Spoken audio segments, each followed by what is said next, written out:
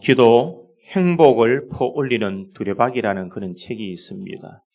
이 책에 보면 이런 예화가 있습니다. 미국의 월버 체프만이라는 이 유명한 전도자이자 목사님이 계셨습니다. 그런데 그 교회의 한 성도의 가정에 한 아들이 13살에 가출을 해버리고 말았습니다. 그 아버지가 아들을 찾기 위해서 18년 동안 열심히 아들을 찾았습니다. 13세에 가출을 해서 18년 동안 찾았으니 그 아이가 벌써 장성해서 이제 31살이 되었을 즈음입니다. 그 아버지가 필라델피아 역에서 잠시 있는데 누군가가 찾아와서 자기에게 손을 내밀면서 이렇게 이야기합니다. 아저씨 25센트만 주세요. 이렇게 이야기를 합니다.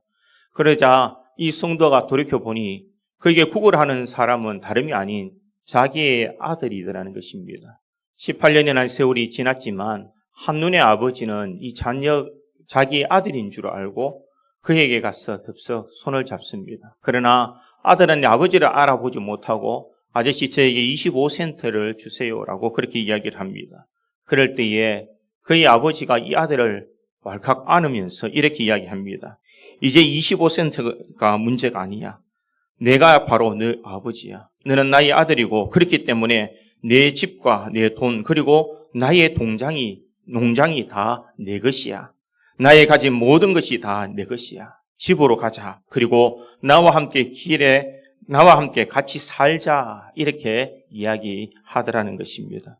부모는 자식을 위하여 모든 것을 다 줄 수 있는 것이 부모의 마음입니다.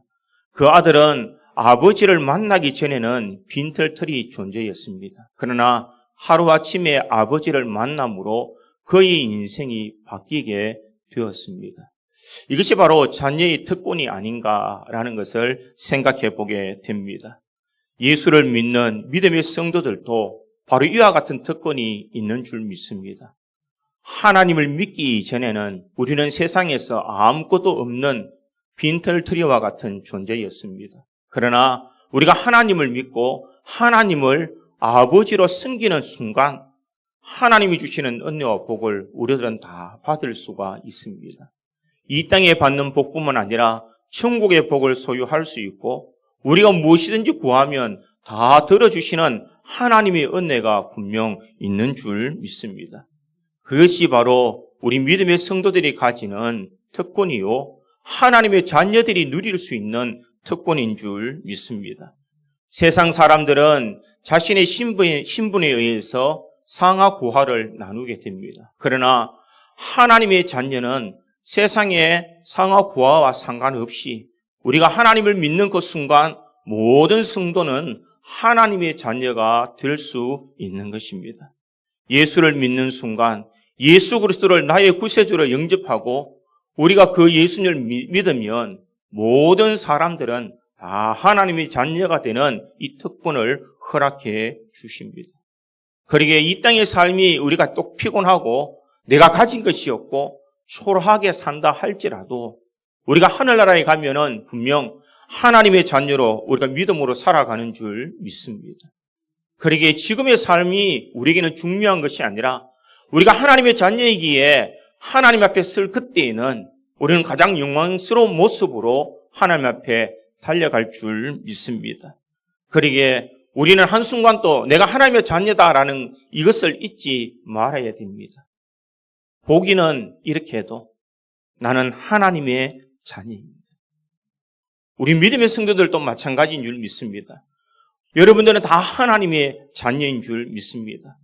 내 나이가 비록 많고 늙고 가진 것이 없고 내 삶이 초라하다 할지라도 우리는 하나님의 자녀임은 변치 않는 진리인 줄 믿습니다. 성경 요한복음 1장 12절에 보니 영접하는 자 그 이름을 믿는 자들에게는 하나님의 자녀가 되는 권세를 주셨으니 우리가 예수 그리스도를 믿는 자들에게는 하나님의 자녀가 되는 권세를 주셨다. 이렇게 말하고 있습니다. 그뿐만 아니라 오늘 본문 14절에도 보니 무릇 하나님의 영으로 인도함을 받은 사람은 곧 하나님의 아들이라. 이렇게 말하고 있습니다. 우리를 가리켜서 하나님의 아들이다. 하나님의 자녀이다. 이렇게 말하고 있습니다. 그러기에 우리가 이 하나님의 아들, 하나님의 자녀가 되었다는 것은 이제 사탄의 어떠한 괴계 속에서도 우리는 당당하게 설 수가 있다라는 것입니다. 세상을 두려워하지 않고 우리가 사탄의 그 무거운 그런 죄의 삶에서도 우리는 두려워하지 아니할 수가 있는 것입니다. 그리고 오늘 본문 15절에는 이렇게 말합니다. 너희는 다시 무수하는 종의 영을 받지 아니하고 양자의 영을 받았으므로 우리가 아빠, 아버지라고 부르짖느니라. 이렇게 말하고 있습니다. 무수하는 영, 죽음의 영, 사탄의 그 마귀의 영에서 우리는 해방되고 하나님의 자녀, 하나님의 자녀답게 살아갈 수 있는 은혜를 주셨다는 것입니다. 그러기에 세상의 사탄은 세상의 귀신이나 세상의 그런 악한 영들은 우리가 하나님의 자녀가 되는 순간 우리를 두려워하여 도망가는 줄 믿습니다. 그렇게 믿음의 성도들은 세상을 당당히 살아갈 수가 있습니다. 에베소서 1장 5절에도 보니 그 기쁘신 뜻대로 우리를 예정하사 예수 그리스도로 말미암아 자기의 아들들이 되게 하셨으니 이렇게 말합니다. 예수님을 통하여서 하나님의 아들들이 되게 하셨다. 이렇게 말하고 있습니다. 하나님의 아들이 되는 것은 우리에게 가장 큰 특권인 줄 믿습니다. 왜 우리에게 큰 특권이 될 수 있을까? 내가 하나님의 아들이 되는 순간 우리에게는 분명 좋은 일이 일어날 줄 믿습니다.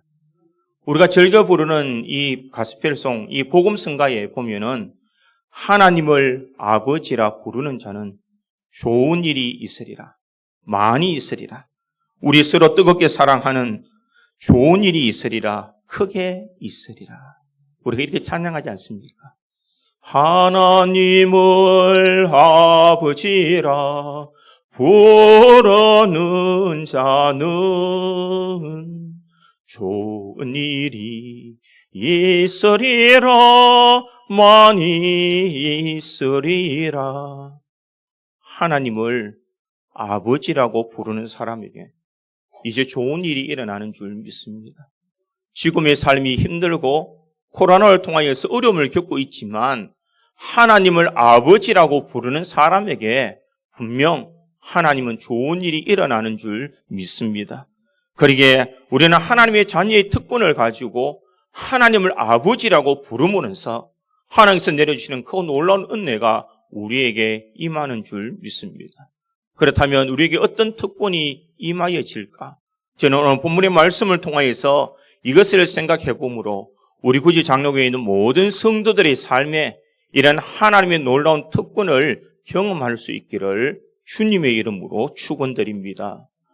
첫 번째는 하나님의 아들, 하나님의 자녀의 특권은 하나님의 영의 인도함을 받을 수가 있습니다. 오늘 보면 12절에 보니 그러므로 형제들아 우리가 빚진 자로 돼 육신에게 져서 육신대로 살 것이 아니니라 이렇게 말하고 있습니다. 우리는 다 빚진 자입니다.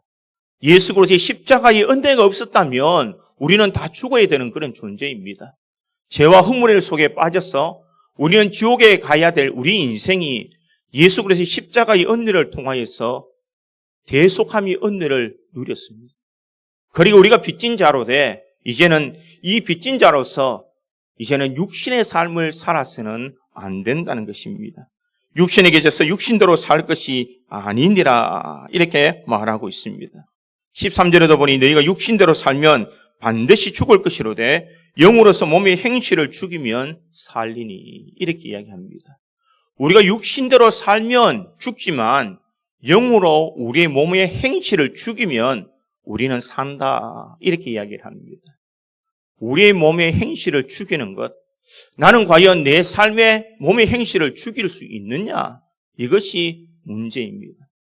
내가 믿음의 길을 달려가고 내가 신앙의 길을 살아간다라고 말하지만 어느 순간 돌이켜보면 우리는 죄 가운데 있는 존재입니다. 여전히 죄 가운데 살아가고 죄를 짓고 살아가며 하나님의 마음을 아프게 하는 그런 존재입니다. 이런 존재가 어떻게 우리의 몸의 행실을 죽일 수가 있습니까?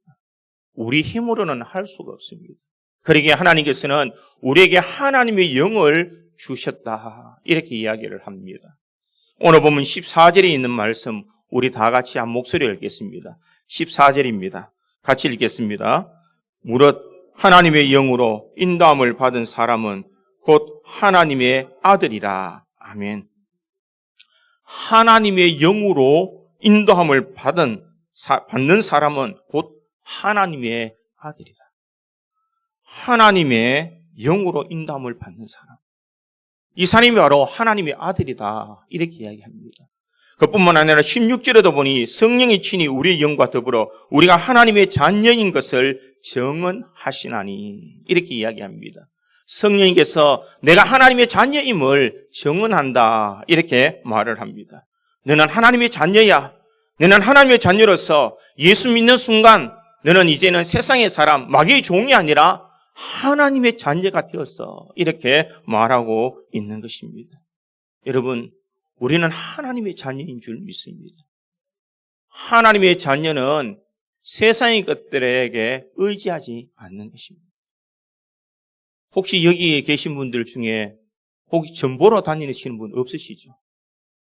전 보러 가는 것은 하나님을 믿는 것이 아닙니다. 하나님을 믿는 사람은 내가 온전히 하나님의 말씀 앞에 바로 서서 하나님을 나의 아버지라고 부를 수 있는 사람입니다. 그 사람에게는 하나님의 영, 성령님께서 나의 삶을 은혜로 인도해 주신다는 것입니다. 그러기에 내가 살아가는 순간순간 하나님께서 나의 삶을 바르게 이끌어 주십니다. 내가 무엇을 해야 될지, 내가 어떻게 살아가야 될지, 내가 어떤 삶을 살지 나는 알지 못하지만 성령께서 내 삶을 인도해 주시고 하나님의 자녀답게 살아갈 수 있는 은혜를 주시는 것입니다. 그러기에 우리에게는 이러한 특권이 우리에게 있는 줄 믿습니다. 너는 하나님의 자녀야. 그러니 내가 세상 속에서 바르게 살아가야 돼. 내가 세상 속에 살아가지만 하나님의 자녀로 믿음의 길을 잘 달려가. 이렇게 말하고 있습니다. 그러나 사탄은 항상 우리 곁에 있어서 우리를 넘어뜨리려고 합니다. 아니야. 너는 세상에서 죄를 짓는 사람이야. 아니야. 너는 삶이 바쁘기에 너는 하나님의 자녀답게 살 수가 없어. 우리에게 이렇게 이야기를 한다는 것입니다. 우리가 죄의 유혹을 이기기 위해서는 하나님의 자녀라는 것을 분명히 인식해야 됩니다. 사탄은 항상 우리들에게 이와 같은 말을 속삭인다고 합니다. 첫 번째는 이 정도는 괜찮아 라고 속삭인다고 합니다. 우리가 세상을 살아가면서 조금 속이는 것은 괜찮아. 내가 이익을 위해서 다른 사람에게 해를 좀 끼치는 것을 괜찮아. 내가 바쁜데 기도하지 않는 것 괜찮아 라고 그렇게 이야기를 한다는 것입니다. 두 번째는 딱 한 번뿐인데 뭘이라는 말을 한다고 합니다. 딱 한 번만 하면 되는데, 딱 한 번만 예배 안 드리면 되는데, 딱 한 번만 눈 감고 죄 지으면 되는데, 딱 한 번만이라고 이야기를 한다는 것입니다. 또한 사탄은 우리를 넘어뜨리기 위해서 너는 아직 젊어라고 그렇게 이야기를 한다고 합니다.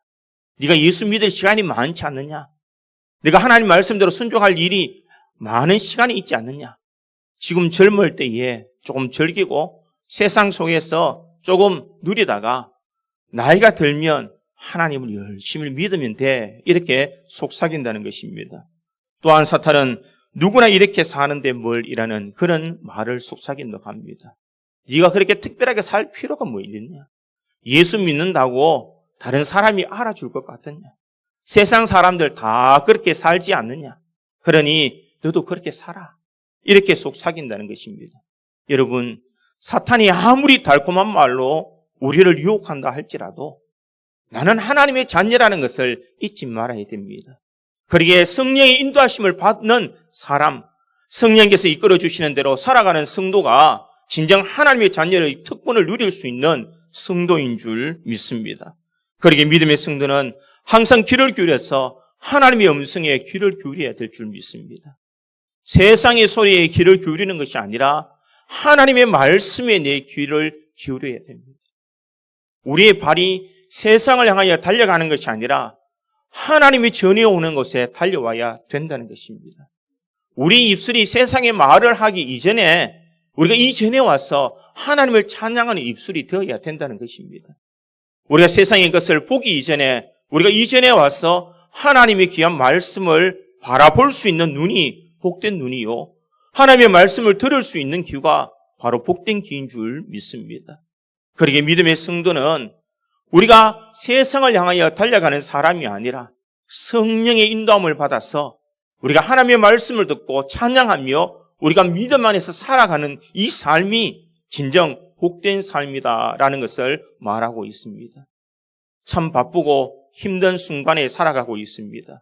이전에 없었던 이 어려움의 삶을 살아가고 있는 것이 현재를 살아가고 있는 성도들의 모습입니다. 그러나 이때일수록 우리가 분명히 깨달아야 되는 것은 이때일수록 우리가 더 믿음을 지켜야 됩니다. 더 성령의 인도하심을 받아야 되는 줄 믿습니다. 어려울 때일수록 하나님의 인도하심, 하나님의 영을 바라보면서 우리가 세상을 살아가야 하나님께서 우리의 삶을 회복시켜 주실 줄 믿습니다. 세상을 바라보고 세상 사람들이 하는 것을 따라가는 사람, 그 사람은 복된 삶을 누릴 수가 없는 것입니다. 좀 별나다는 소리를 들어도 우리는 더 하나님 앞에 나와야 됩니다. 더 기도해야 됩니다. 더 성령의 인도하심을 받아야 된다는 것입니다. 그 사람이 바로 하나님의 자녀가 되는 특권을 가진 성도인 줄 믿습니다. 그러기에 우리 몸을 항상 하나님께서 원하시는 대로 하나님의 말씀을 듣는 장소에, 하나님을 찬양하는 장소에, 하나님의 은혜가 넘치는 장소에 우리가 달려가야 될 줄 믿습니다. 그럴 때에 우리가 이 세상의 삶을 살아가지만 하나님의 영의 인도하심을 받아서 우리가 복된 하나님의 자녀들처럼 살아갈 수가 있습니다. 오늘도 내 마음대로 살아가는 것이 아니라 하나님의 인도하심을 경험하며 이 험악한 세상 속에서 하나님이 이끌어 주시는 은혜를 경험하며 살아가는 우리 모든 성도들이 되기를 주님의 이름으로 축원드립니다. 두 번째로 하나님의 아들의 특권은 우리에게 놀라운 양자의 특권을 허락하셨습니다. 오늘 보면 15절에 보니 이렇게 기록합니다. 너희는 다시 무수하는 종의 영을 받지 아니하고 양자의 영을 받았으므로 우리가 아빠, 아버지라 부르짖느니라. 이렇게 말하고 있습니다. 양자의 영을 받았다. 이렇게 이야기를 합니다. 이 양자라는 것은 하나님의 자녀가 되었다라는 것을 말하고 있습니다. 어떻게 보면은 우리가 하나님의 양자가 되었다. 우리가 사람의 우리나라의 의식으로는 양자다 이라면 남의 자녀다 이렇게 의식을 하게 됩니다. 그러나 이스라엘과 그리고 로마 시대의 사람들은 이 양자라는 것은 친아들과 동일하게 취급했다라는 것입니다. 이 친아들처럼 나에게 모든 것을 주고 모든 것을 가르치고 나와 함께 모든 것을 누릴 수 있는 이 권한을 주는 것이 바로 양자라는 것입니다. 우리나라 말로 번역하기에 그냥 양자라고 말하지만 엄밀히 따지면은 자녀라는 것을 말합니다. 양자는 이름만이 양자가 아니라 그 삶이 양자답게 살아가는 것입니다. 로마 시대에 보면은 이 자녀들에게 자신의 가문과 자신이 가지고 있는 것을 물려주기 위해서 자녀들에게 모든 것을 교육하고 그것을 물려줍니다. 그런데 자녀가 없는 가정에서는 이 노예의 신분이 있는 한 사람을 선택하게 됩니다. 똑똑하고 또 지혜롭게 생긴 사람을 선택해서 그 자녀에게 교육을 시키게 됩니다. 사람을 보내서 예절도 가르치고 학문도 가르치고 또 세상을 살아가는 이치도 가르치며 또한 가정을 어떻게 꾸려나가야 되는지 그것도 이것을 가르치게 됩니다. 그렇게 가르치는 사람을 성경에서는 몽학선생이다 이렇게 이야기를 합니다. 그 사람에게 모든 것을 배우고 이제 때가 되어서 모든 자격을 갖추었을 때에 그 부모는 자녀에게 자신의 모든 것을 물려주겠다라는 의미로 자신이 가지고 있는 이 반지를 떼어서 자녀들에게 끼워주게 됩니다.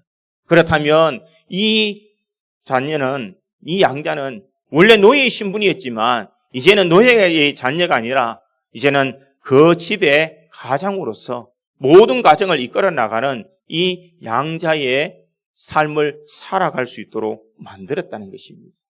이것이 바로 양자의 영을 받은 사람의 모습이라는 것입니다. 아버지가 가지고 있는 것, 아버지가 누리고 있는 것, 아버지가 소유하고 있는 모든 것은 바로 나의 것이다 라는 것을 말하고 있는 것입니다. 바꾸어 말하면 하나님은 우리에게 양자의 영을 주셨다. 하나님이 가지고 있는 모든 것을 우리가 다 누릴 수 있도록 만들었다는 것입니다. 왜 우리가 그것을 받지 못할까? 왜 하나님이 가지고 있는 것을 우리가 다 누리지 못하고 있을까?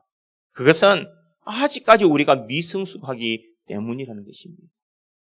믿음의 분량이 자라나고 우리가 하나님이 보시기에 성숙된 성도의 삶을 살아가면 이 땅에 있는 모든 것을 누릴 수 있는 은혜를 주시는 것입니다. 그저 명분만 하나님의 아들이라고 양자의 영을 준 것이 아니라 우리가 실질적으로 하나님의 자녀답게 살아갈 수 있는 은혜를 주신다는 것입니다. 갈라디아서 4장 5절에 보니 율법 아래에 있는 자들을 속량하시고 우리로 아들의 명분을 얻게 하려 하심이라 이렇게 말하고 있습니다. 하나님의 아들이 되는 이 명분을 허락해 주셨다는 것입니다. 하나님의 아들이 되는 그 명분을 받았다면 우리는 뭐라고 말할 수 있느냐? 하나님을 아버지라고 부를 수가 있습니다. 여러분, 아무나 아버지라고 부를 수 있습니까? 없습니다. 여러분들이 저에게 아버지라고 말하면 무슨 소리 듣겠습니까? 이상한 소리를 듣겠죠. 하나님 앞에 우리가 아버지라고 부를 수 있는 것은 아무나 주시는 그런 특권이 아니라는 것입니다. 내가 자녀로서 이제는 하나님을 나의 아버지라고 모실 수 있는 것, 우리가 그럴 때에 우리가 아버지라고 외칠 수가 있다는 것입니다. 예수전도단에서 사역하던 이 맥클랑이라는 목사님이 쓴 하나님 아버지의 마음이라는 그런 책이 있습니다. 그 책에 보면 이런 이야기가 있습니다. 이 맥클랑 목사님이 남아프리카 공화국에서 사역을 할 때에 자신이 아버지에 대해서 강의를 했는데 강의를 마치고 나서 한 소녀가 찾아왔습니다. 교수님에게, 이 목사님에게 여러 가지 질문을 하게 되는데 그 질문에 대한 핵심이 없습니다. 교수님을 떠나지 않고 계속 주위에 뒹굴면서 여러 가지 일을 묻는데 교수님이 보기에는 이 아이가 뭔가 하고 싶은 말이 있을 것이다 라는 것을 알게 되었습니다. 얘야, 네가 원하는 말이 무엇이냐? 이렇게 물었습니다. 그랬더니 이 아이가 뜬금없이 이렇게 이야기합니다. 제가 교수님 어깨에 좀 기대어도 될까요? 이렇게 이야기를 합니다. 물론이지. 그런데 왜 내 어깨에 기대려고 하지? 그러자 이 소녀가 이렇게 이야기합니다. 제가 아주 어렸을 때에 아버지가 돌아가셨습니다. 제게는 인생에 질문을 던질, 제가 한 일을 자랑할, 제 비전을 나눌 아버지가 없습니다. 저는 누군가의 어깨를 기대어 실컷 울고 싶었지만 그럴 대상을 찾지 못했습니다. 그렇게 이야기를 하더라는 것입니다. 그리고 이 목사님에게 어깨에 기대어서 그는 엉엉 울면서 아버지라고 흐느끼더라는 것입니다. 시간이 지나서 이 맥클락 목사님이 다시 남아공을 찾았을 때에 이 소녀가 이 목사님을 맞이하러 가게 됩니다. 그의 삶이 완전히 바뀌었던 것을 볼 수가 있습니다. 그는 이렇게 이야기합니다. 우리가 나눈 그 시간 속에서 나는 아버지의 그 따뜻함을 경험했습니다. 아버지의 마음이 바로 이와 같은 마음입니다. 라고 그렇게 말하더라는 것입니다. 여러분, 아버지를 가진 사람은 세상에 아무리 힘들어도 모든 것을 포용할 수 있는 이 부모가 있기에 이 세상을 따뜻하게 살아갈 수가 있는 것입니다. 문제는 무엇이냐? 우리가 아버지가 있음에도 불구하고 아버지라고 부르지도 못하고 인정하지도 못하기에 우리는 그 특권을 누릴 수가 없다는 것입니다. 하나님은 분명 우리에게 양자의 영을 허락해 주셨는데 우리는 그 양자의 영을 받고 난 뒤에도 하나님을 나의 아버지라고 섬기지 못하기에 우리의 삶은 힘들고 어렵게 살 수밖에 없다는 것입니다. 누가복음 15장에 보면 탕자의 비유가 나오고 있습니다. 이 탕자에게는 명목상 아버지가 있습니다. 그런데 이 아버지에게 재산을 다 받아서 아버지의 품을 떠나게 됩니다. 아마 이 탕자의 마음은 아버지의 품을 떠나는 것이 자신의 인생의 목적이었을지도 모릅니다. 우리 아이들에게도 물어보면 아빠를 떠나서 멀리 가고 싶다 이야기합니다. 자녀들은 부모의 울타리에 있는 것이 얼마나 좋은지를 잘 모릅니다. 다 멀리 가고 싶은 것이 자녀의 마음인 것 같습니다. 탕자도 그런 마음으로 이제 먼 곳에 가게 됩니다. 먼 이웃에 가서, 먼 나라에 가서 자기가 가지고 있던 모든 것을 다 탕진하고 가뭄이 와서 그가 기근이 오게 될 때에 이제는 돼지를 치면서 그런 비참한 삶을 살아가게 됩니다. 그럴 때에 자신의 삶을 돌이켜보면서 내 아버지 집에는 먹을 것이 풍족한데 이제는 내가 아들이라 칭함을 받지 못하고 내가 하인이라 종이라고 내가 그곳에 가서 살리라라고 다시 돌아오게 됩니다. 그런데 그때의 아버지는 어떻게 하느냐? 아들이 돌아오기를 기다리고 있더라는 것입니다. 빈털터리처럼 아무것도 없는 이 아들이지만 이 아들이라는 그것 하나만으로도 이 아들을 품어주더라는 것입니다. 그때의 이 아들은 바로 아버지라는 그 존재를 그 아들은 깨닫게 됩니다. 아버지 울타리 안에 있는 것이 얼마나 좋은지, 아버지께서 여전히 나를 사랑하고 있는지 그것을 알게 되더라는 것입니다. 여러분, 우리 아버지 하나님께서도 마찬가지입니다. 내가 세상에 나가서 죄악 가운데 살아도 하나님은 여전히 우리를 향하여서 너는 나의 자녀야라고 말하고 있습니다. 우리가 세상에 나가서 하나님의 마음을 아프게 하더라도 하나님은 우리에게 너는 아직까지 나의 자녀야라고 말하고 있다는 것입니다.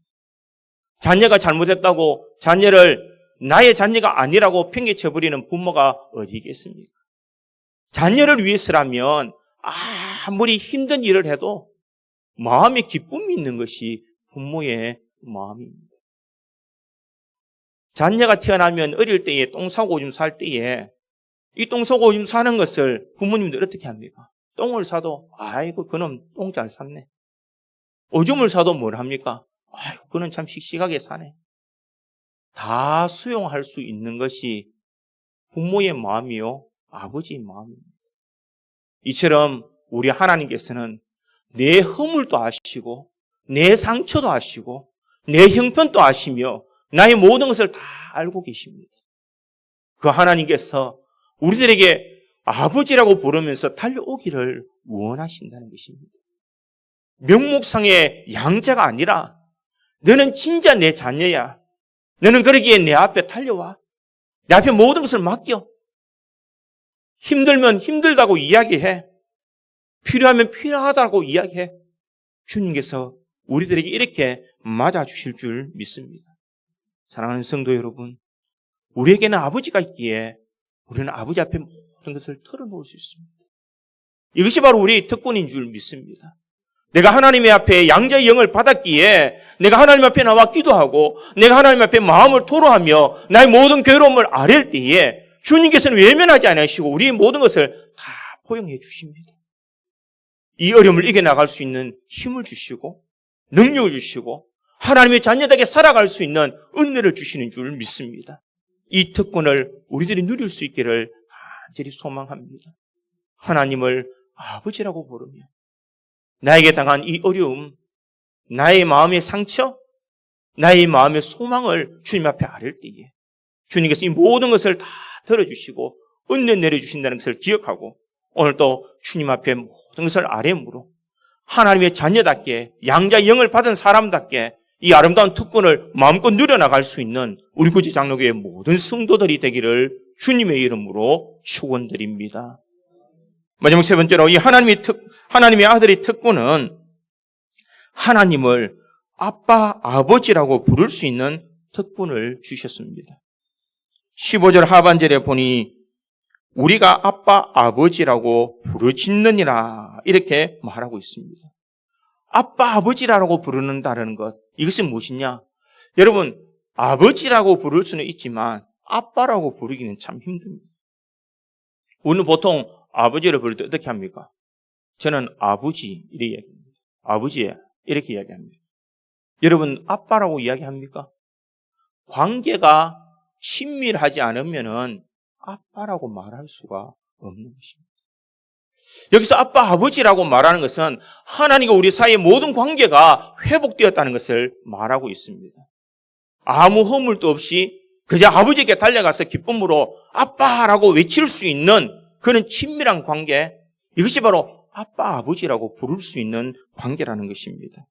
하나님은 우리에게 이런 아빠, 아버지라고 부르기를 원한다는 것입니다. 아버지 이렇게 부르지 말라는 것입니다. 아빠라고 달려갈 수 있는 것. 허물도 없고 그 관계가 회복되었어. 진정 아무런 거리낌 없이 아빠라고 외치기를 원하신다는 것입니다.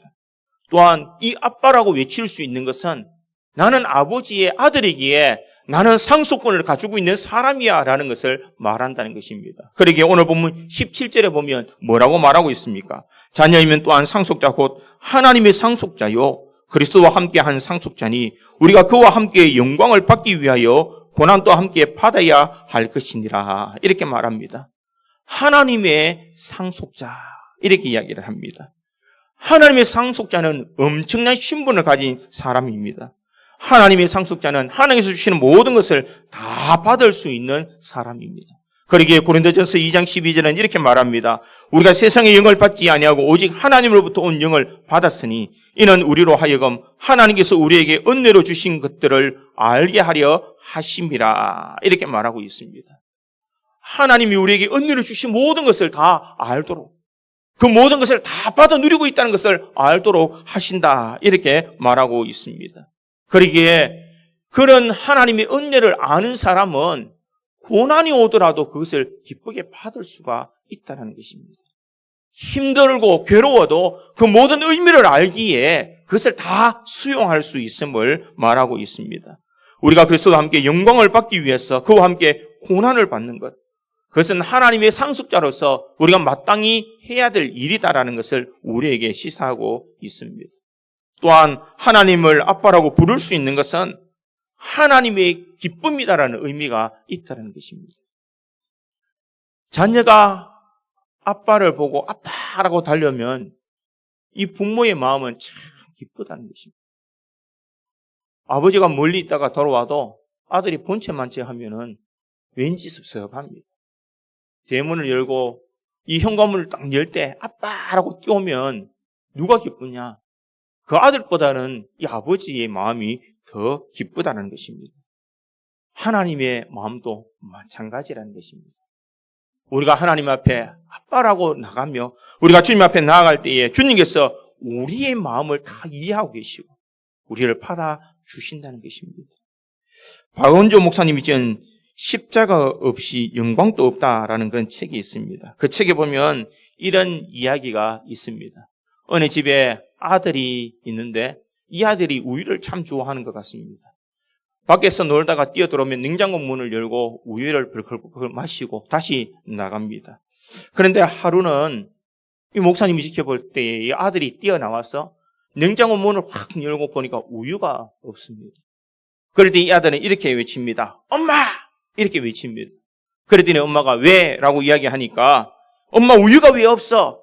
왜 우유가 없어? 라고 소리를 지릅니다. 그러자 이 엄마가 미안해. 엄마가 잠깐 잊어버렸어. 라고 이야기를 하더라는 것입니다. 그러자 이 아이가 이렇게 외칩니다. 제발 좀 까먹지 마라. 이렇게 이야기하고 나가버리더라는 것입니다. 그 광경을 지켜보던 목사님이 참 의의가 없었다고 합니다.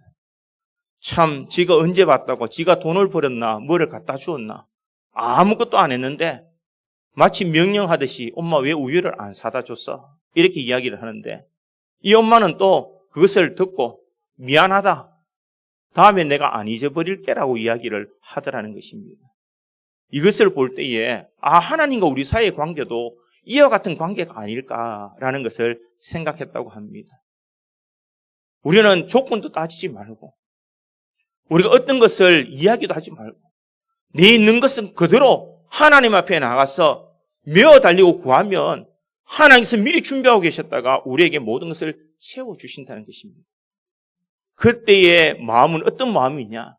기쁜 마음으로 우리에게 형제의 모든 것을 다 주신다는 것입니다. 그러기에 하나님 아버지 앞에 우리가 아빠라고 외치면서 우리의 모든 필요를 요구할 때에 주님께서는 분명히 우리의 모든 것을 채워주실 줄 믿습니다.